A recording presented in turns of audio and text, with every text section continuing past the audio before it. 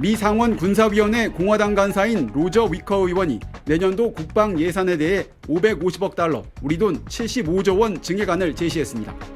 커지고 있는 중국과 러시아의 위협에 대응하기 위해 미사일과 함정, 항공기 등의 대규모 투자가 필요하다고 주장했습니다. 특히 타이완, 필리핀 지원과 한일 간 협력 강화를 위해 인도태평양 지역의 새로운 핵 공유 협정과 함께 한반도 전술핵 재배치를 제안했습니다. 북한을 향해선 군비 통제 협상 노력을 무시하고 전쟁 준비를 향해 가고 있다고 비판했습니다. 미 의회 고위 관계자가 한반도 전술핵 재배치를 공개적으로 제안한 건 이례적입니다. 위커 의원은 또 미국의 핵전력 강화를 국가적 우선순위에 둬야 한다며 미국 내 우라늄 농축 재개를 촉구했습니다. 최근 공화당 중심으로 전술핵 재배치나 한국 핵무장 관련 언급이 이어지고 있는 가운데 오늘 투표할 경우 백악관은 물론 의회 상하원 모두 공화당이 장악할 거란 분석 결과가 나왔습니다.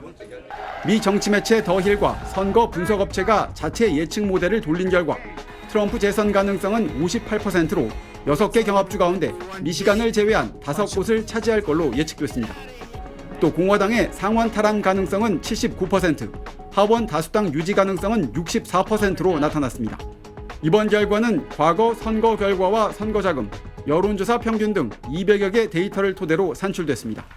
다만 지난 2022년 중간선거 때 전문가 예상을 깨고 민주당이 승리했던 데다 대선까지는 아직 5개월 넘게 남은 상황이어서 승패를 가늠하기엔 아직 이르다는 평가입니다. 워싱턴에서 SBS 남승호입니다. 지난해 말 라디오 방송에 나온 트럼프 전 대통령은 재집권하면 누굴 국방장관 시킬 거냐는 질문에 이 사람의 이름을 거론했습니다. It's such an important position. You know, we had Miller at the end who did a very good job. I thought he was very good. 크리스토퍼 밀러는 트럼프 전 대통령 재임 중 마지막 국방장관 대행을 맡아 아프가니스탄, 소말리아, 시리아 등에서 미군 철수를 진두지휘했습니다.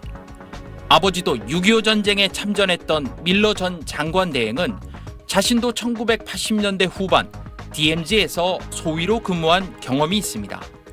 SBS와 단독 인터뷰에 응한 밀러 전 장관 대행은 북한의 도발로 심각한 긴장 국면이 조성되면 전술핵 한반도 재배치가 선택지가 될 수 있다고 말했습니다.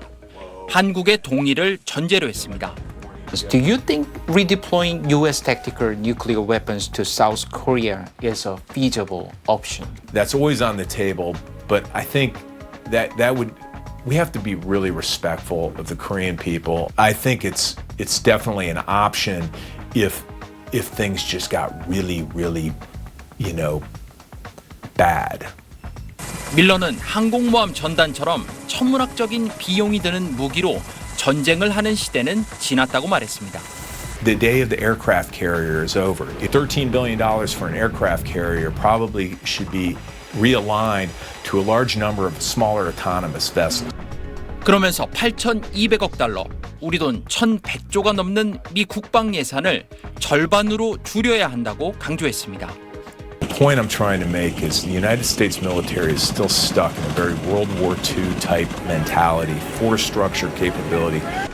주한미군 철수엔 반대 입장을 분명히 했지만 주한미군 규모 조정엔 여지를 남겼습니다. I can't imagine any scenario where the United States would pull all of its forces out of Korea. I think there could be an adjustment.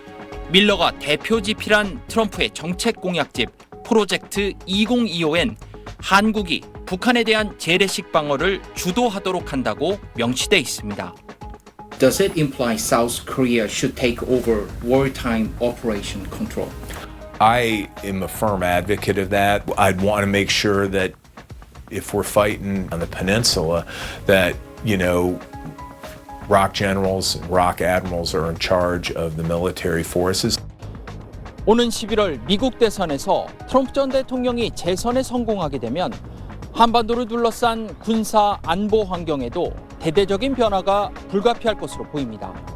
SBS 김수영입니다. 엘브리지 콜비 전 미 국방부 전략개발 담당 부차관보가 오늘 공개된 중앙일보와의 인터뷰에서 주한미군을 중국 견제에 활용하는 대신 한국의 자체 핵무장을 고려할 필요가 있다고 밝혔습니다. 콜비 전 부차관보는 도널드 트럼프 전 대통령이 11월 미 대선에서 승리할 경우 백악관 국가안보 보좌관 후보로 거론되는 트럼프의 최측근 인물입니다. 그는 차기 미국 정부의 외교안보 정책의 최우선 과제는 중국과의 군사적 균형을 맞추는 것이라고 강조했습니다. 그러면서 만약 중국이 타이완에 승리하면 다음은 한반도가 될 수 있다. 한국전쟁 때 전례도 있다며 주한미군은 북중의 연합 공격이 있을 때만 한반도를 방어하는 성격이 돼야 한다고 말했습니다. 그는 한국에 미국의 재래식 전력 지원에 대한 기대를 줄이고 직접 한반도를 방어해야 한다고 했습니다. 미군 없이 북한을 대적할 수도 있다는 뜻이냐는 질문에 대해선 한국의 독자적 핵무장까지 고려한 모든 카드를 테이블 위에 올려야 한다며 영국, 프랑스의 핵이 나토 억지력에 기여하고 있다고 부연했습니다. 그러면서 미국의 핵 확산 방지 정책은 실패했다. 중국과 러시아는 핵을 현대화했고 북한과 이란도 핵 능력을 보유했다며 뒤처진 핵 균형을 위해 오히려 핵무기를 더 많이 만들어야 한다고 주장했습니다. 콜비 전 차관보는 동맹은 비즈니스라며 미국은 한국을 돕는 게 아니다. 한국이 미국 안보에 중요하고 중국 견제를 위해 중요하기 때문에 역할을 하는 것이라고 했습니다. 그는 동맹들이 더 많은 부담을 져야 한다는 점을 여러 차례 강조했습니다. 현재 진행 중인 한미 방위비 협상에 대해선 한국이 국방비를 더 많이 지출해야 한다고 말했습니다. SBS 김민정입니다.